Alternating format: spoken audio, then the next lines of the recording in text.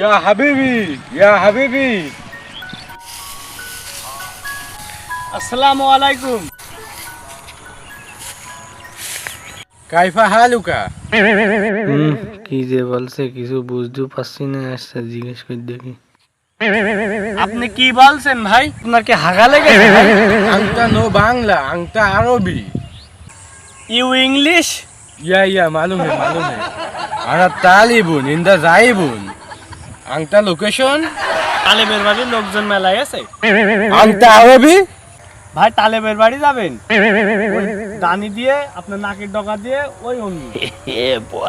No Bangla, Arabi. Arabi?